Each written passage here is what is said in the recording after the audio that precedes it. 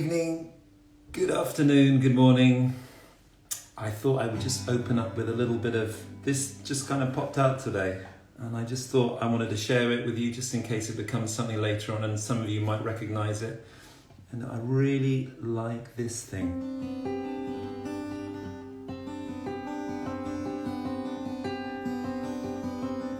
Reminds me of a kind of like slipstream up there. I'm always up there.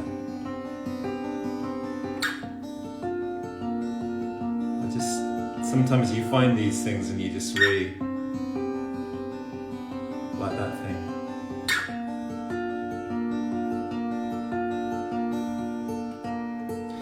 So what the creative process is for something like this, so this came out today, I was just playing with the guitar, and you then develop that, whatever that is, and I can't remember really the stage, so I'm kind of at the early stages.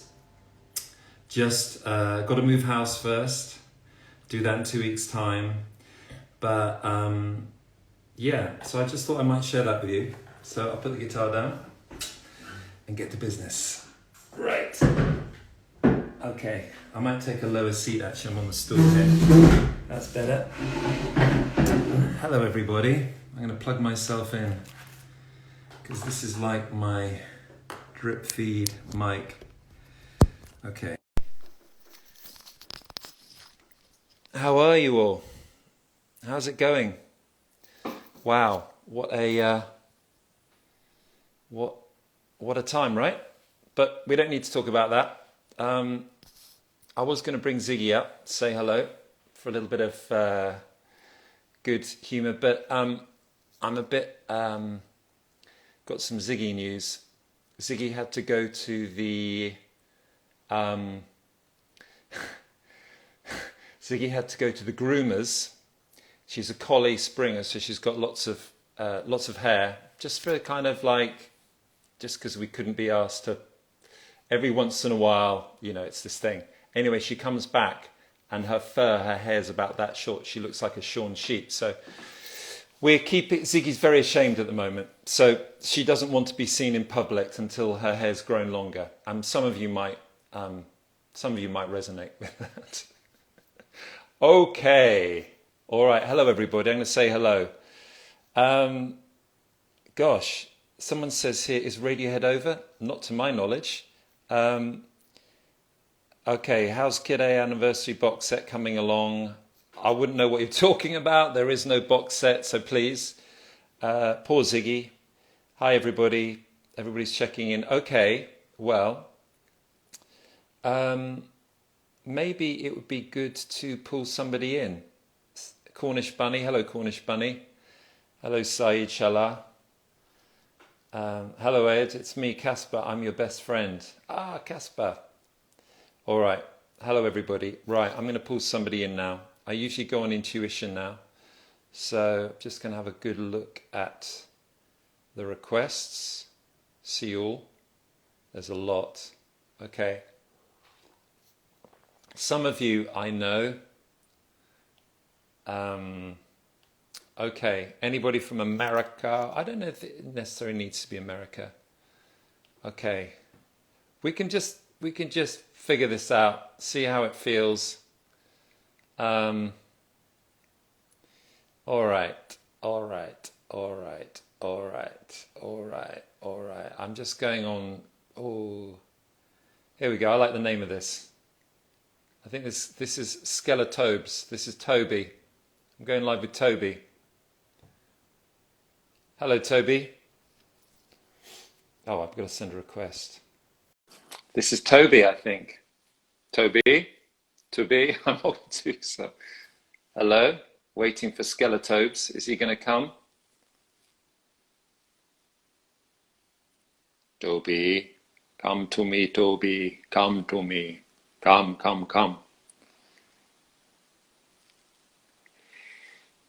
Okay, I'm not sure. I think Toby's Skeletobes has missed his moment. Okay, I'm going to cancel that. Tobes, sorry, man. Maybe this, something's happened. All right, I'm going to go for someone else. All right, go live. See y'all. Requests. The old requests are always It's the same. It's the same old gang. I love my gang. Hi, everybody. Let's just, okay, here's a good one. Red Star 28. Who's Red Star 28? Let's try this. Red Star 28. Red Stars 28. Red Stars. Connecting. Holy shit. Holy shit. Red Stars. Oh. Hi, man. Hello. How are you? What's your name?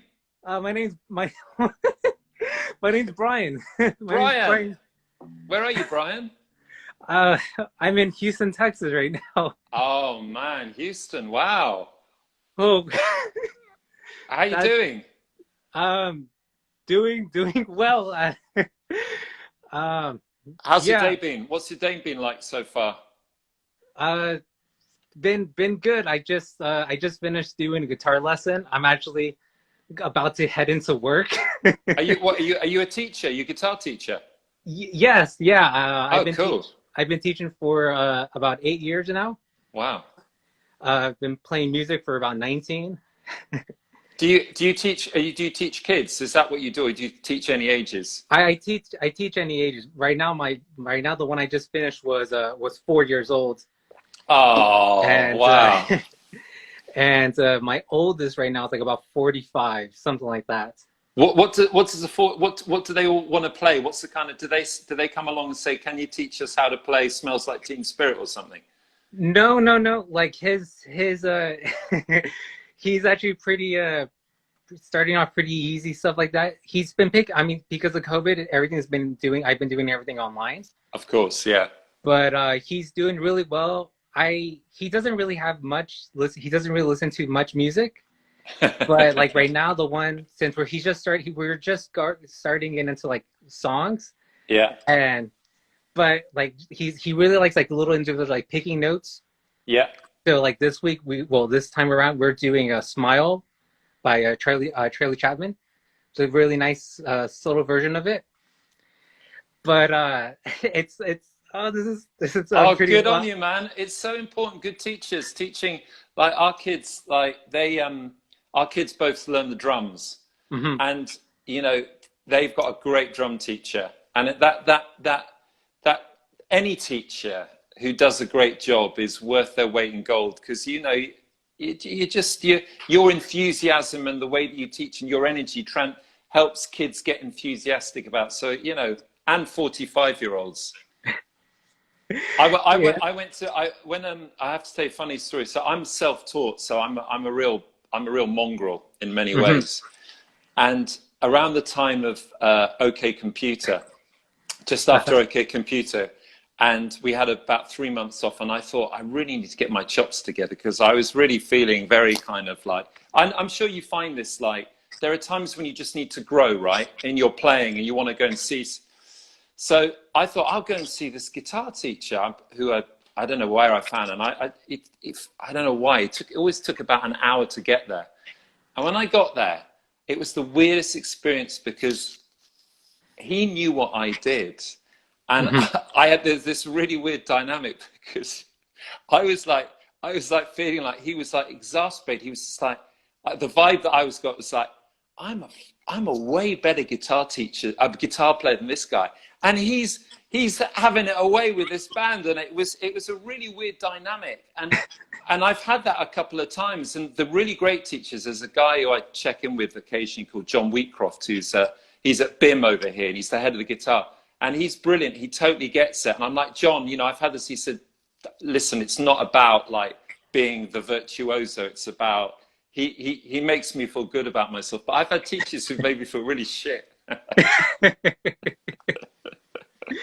So yeah, I get you with that. Yeah, like for me, like same thing. I started on cello for school. Oh, nice. Like through 7 years of that, and then I also picked up the guitar when I was about 13. So that's like what now 17 years with that, and just picked it up along the way.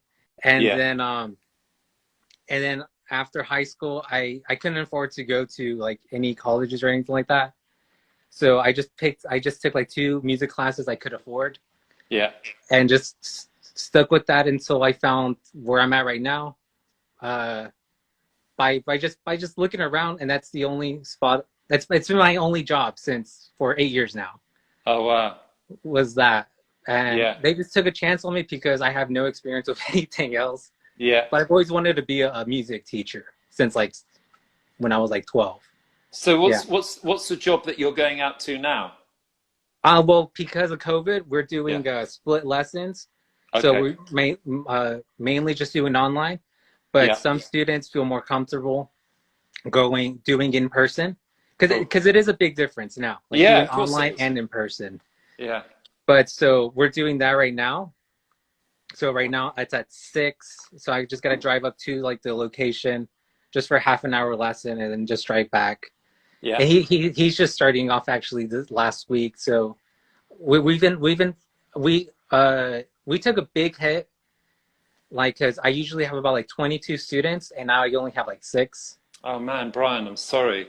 Yeah, so it's been tough, but I'm really been super grateful and appreciative of all the ones who stuck around with me. Yeah. You know, I like even love though your. I can tell you're a good guy. You know how you can tell from somebody's smile. I mean, I'm sure everybody else out there. I know that you know you're one of the good guys, definitely. oh man, that means a lot. It's true. How long have you lived in Houston for? Have you been in Houston all your life? Yeah, So yeah, you were born there. yes, yeah. All my family's from Mexico City, Nice. I and love Mexico City. yeah, You know my grandmother was born. Her name was Emily, and she's dead, but she was born in Nuevo Laredo. all right.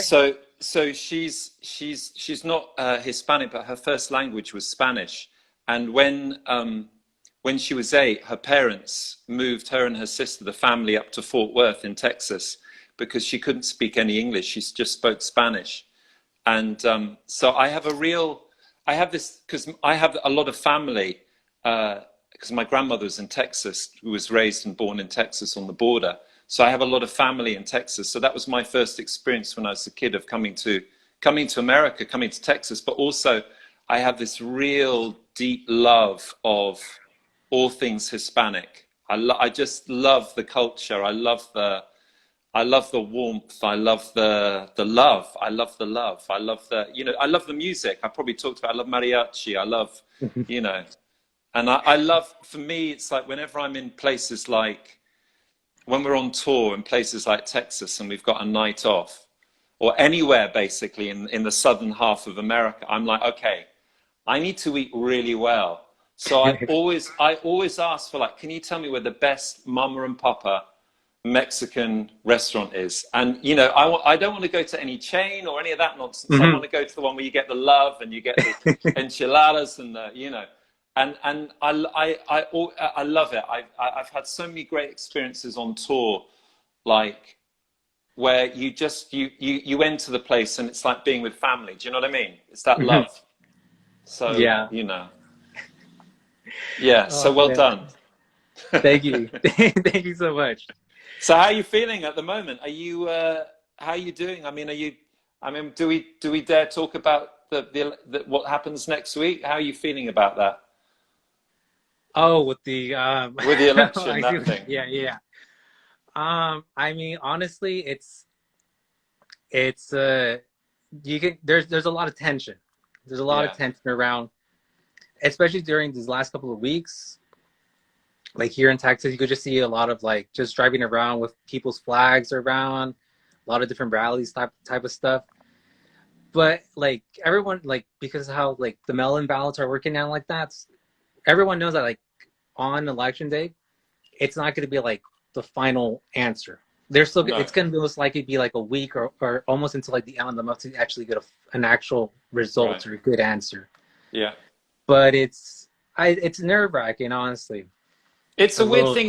It's weird because I mean I notice that in places like, it's quite an American thing as well. And I love America. There's so many aspects of America that I love, but there are things also. I always say America is such a place of extremes to visit, but people are so in your face about their beliefs. I've always someone go, I've always fucking voted Republican.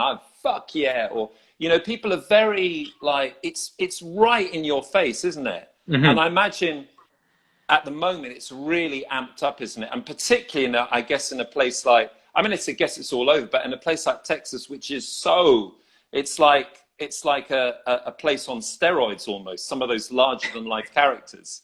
Yeah. It's like you must get that a lot, right? Yeah.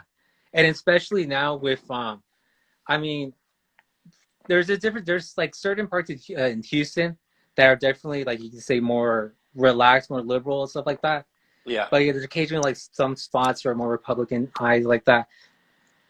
And you do have like those characters, especially right now with, they're politicizing like the whole anti-mask type of thing situation.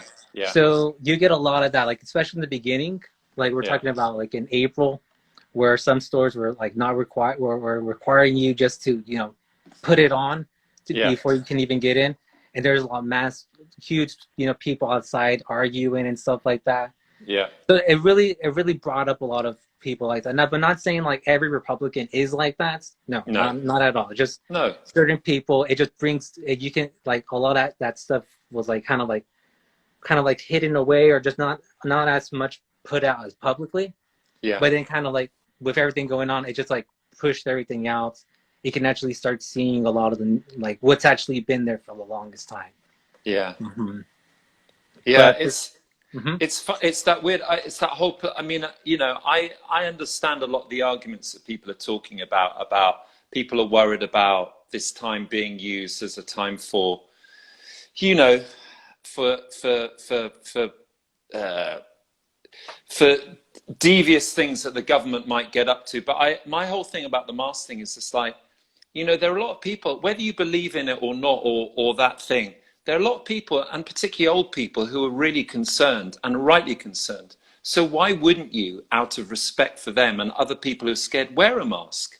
That for me is just like, it's not about me, it's about other people who are scared. And I noticed that around here, where, you know, there are a lot of old folk living around where we are, and you know, even if I thought it was a load of nonsense, which I don't, I would be putting the mask on out of respect for, you know, to trying to assuage their fears or whatever. So yeah, I feel for you. Like, and have you found, like, is there within, you know, I don't want to, but is there? I mean, you're obviously.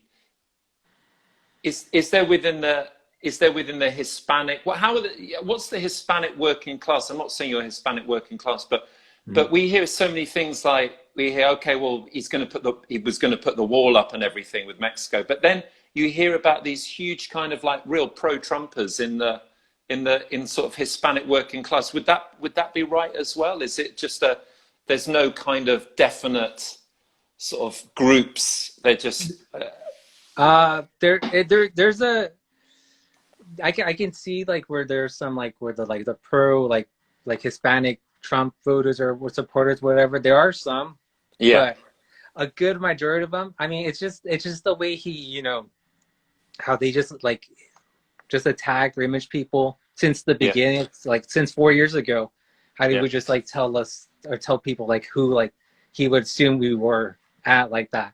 Yeah. And just in the sense of just Mexicans or just Hispanic or immigrants and just in general. But like, it's all that toxicity that just really like puts everything off from us. Yeah. But like a lot of it, because even like right now with everything that started, you can tell like there's a big difference. Like I live in a good portion that it is Hispanic community, like within like a good couple of miles. And like since it started like with the pandemic, and it says, okay, everyone has to wear masks and stuff like that, even out in public. When you drive around, you do see that people who have to be walking around are in the stores, constantly have masks on and stuff like that. And so, but then once you just pass over the freeway, which is just like just an overpass on that, which is more white American type of stuff, and you see the people, they're not doing that.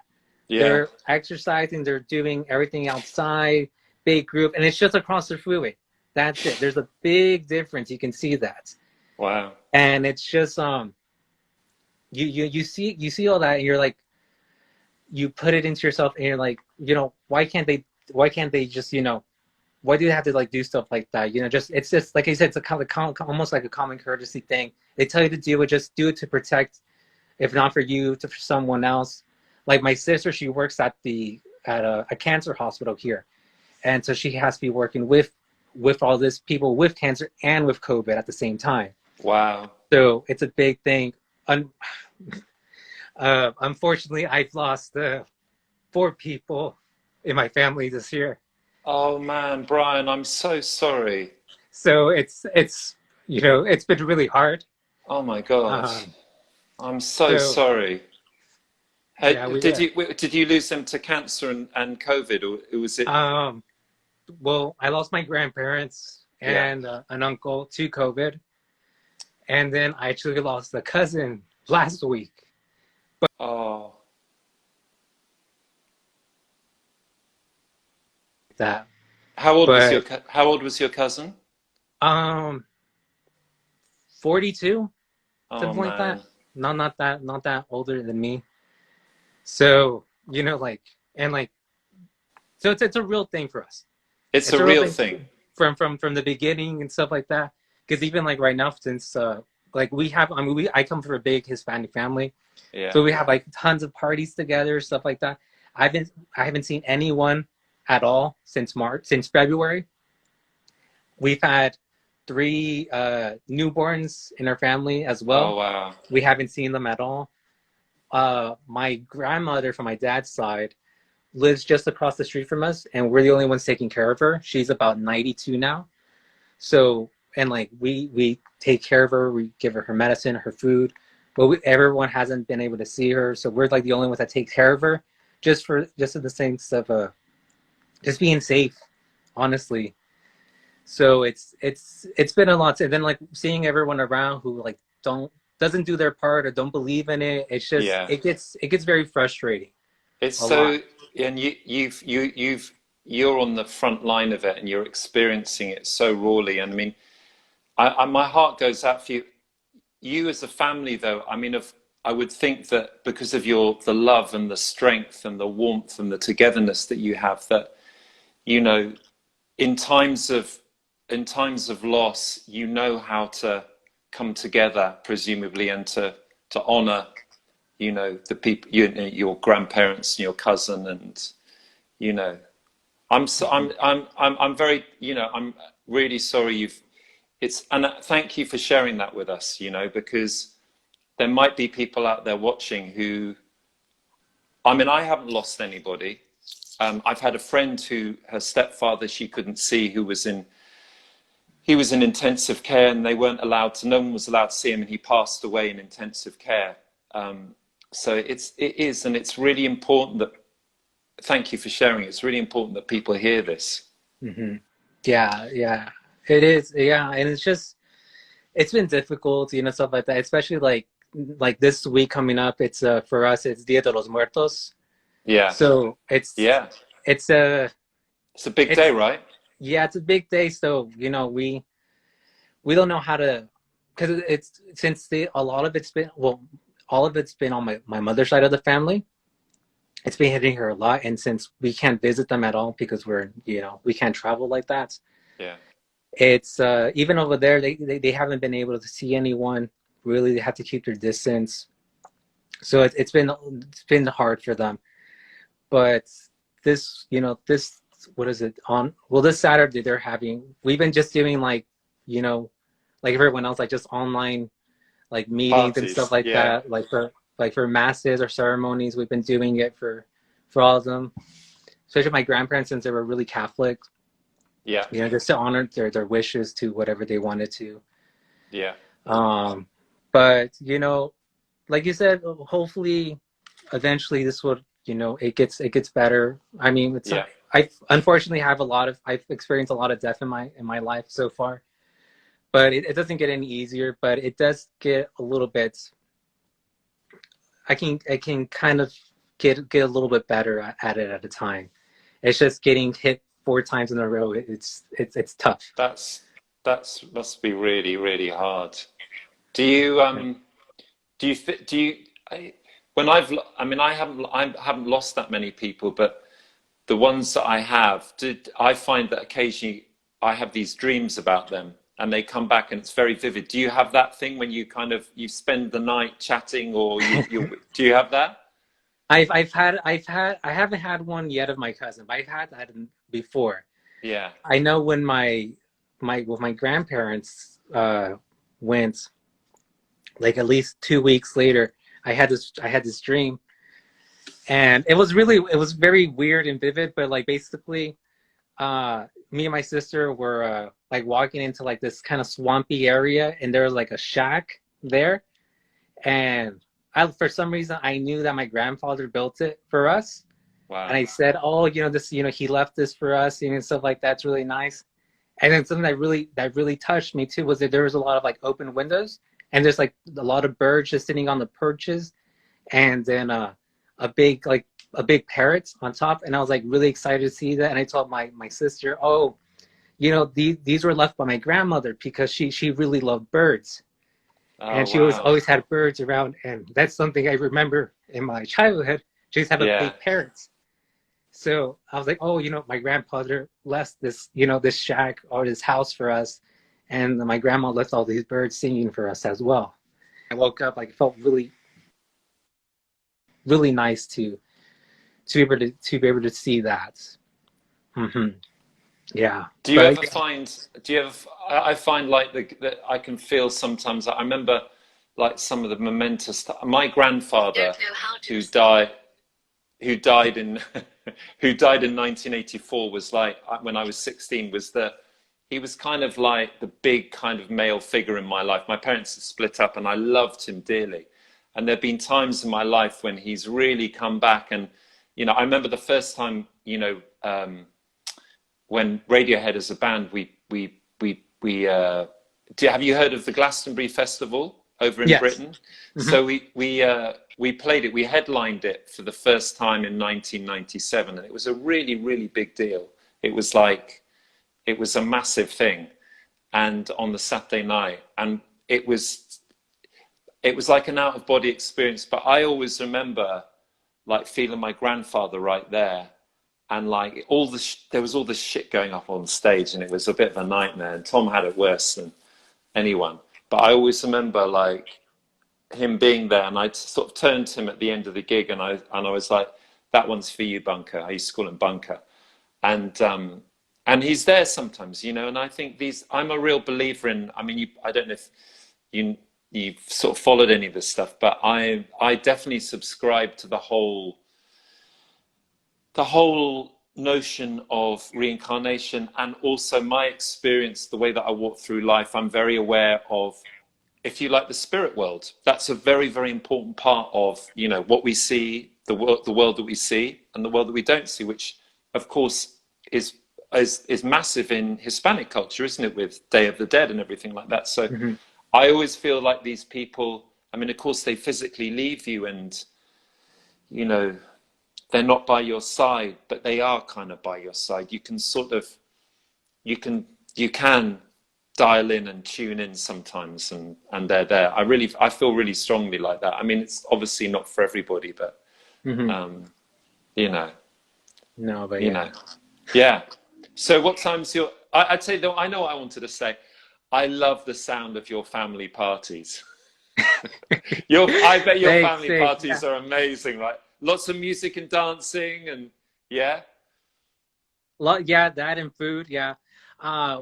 We were actually gonna have we celebrate Mexico's Independence Day here in Houston as well for our family, and we've been doing it for 10 years, and it's been just like small little gatherings, and then we've invited people and like that. The last one last year was about almost like 150, like just in our house, and so this year was going to be our 10-year anniversary. We're going to have this huge party. We always rent out like mariachis, big bands, food stations and stuff like that.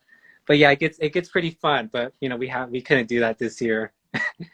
But next year, if you have one, if you feel like extending an invite to some tall bloke in a band called Ed O'Brien, I'd love to come. Oh, I'm on, man. I would love. I love fiestas. I love those kind of family parties, the music, and everybody's yay. All right. No, yeah, you're most definitely welcome. You're most definitely Okay, welcome. Brian.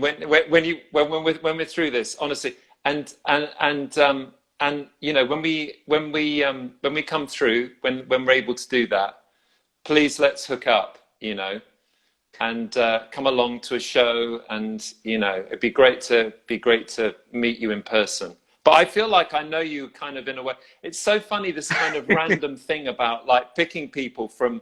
You're like, I got all these things, and I'm like, who was Skeletobes didn't work out. He was slow off the draw. Sorry, Skeletobes. So it's like, oh, that's okay, that guy, and it's been perfect. Thank you so much for doing this, and you know, thank you for sharing your emotion.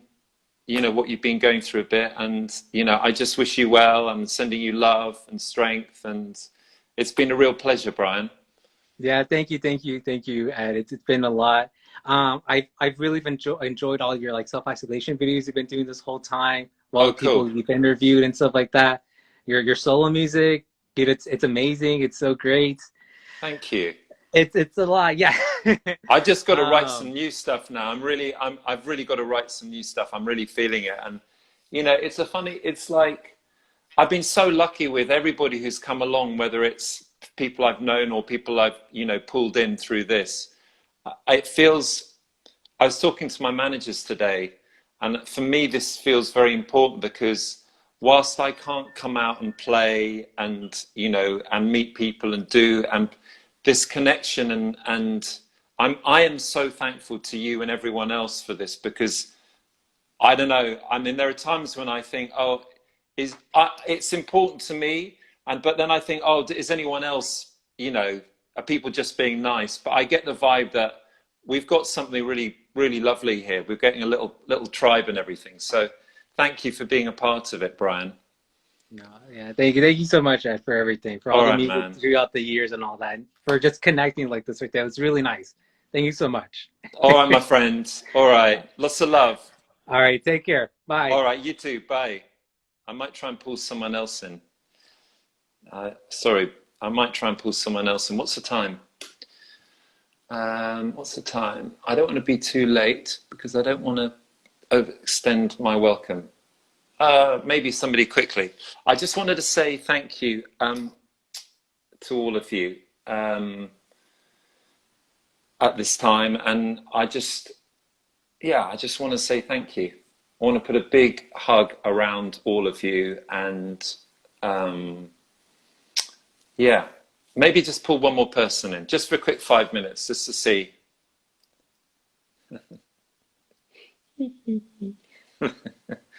Okay.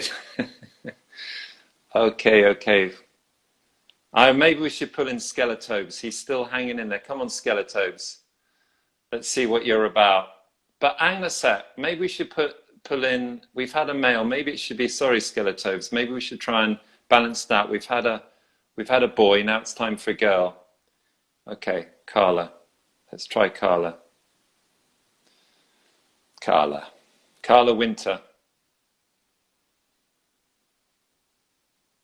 Carla. Oh my God. Hello, Carla. Hi, Ed. How are you?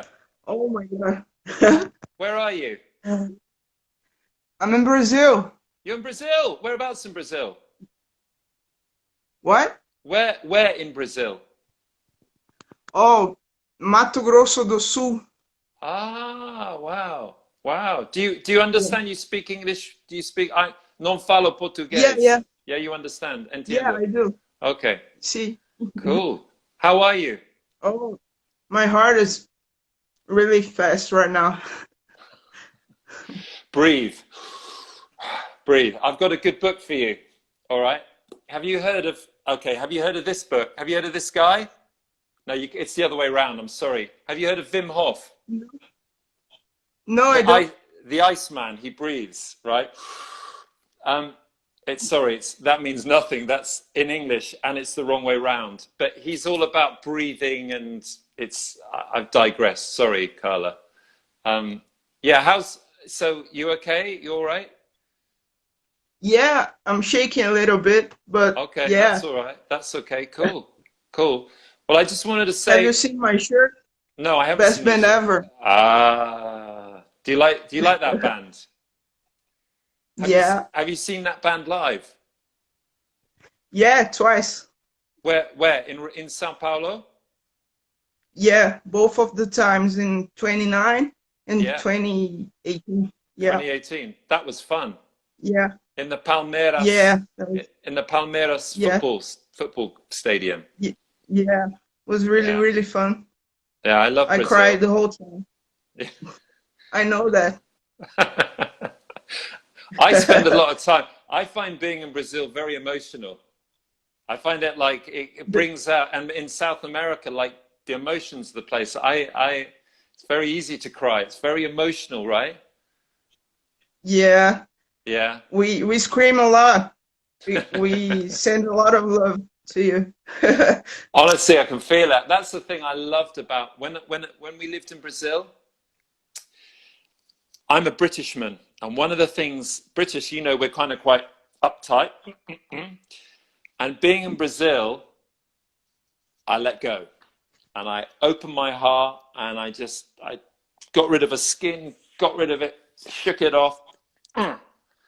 And Brazil taught me to open my heart. It really did, and that's why I love your country, and I love the people, and I love the music, and I love the nature, and I have a big love of Brazil, as you might know. And we love you guys here. Yeah.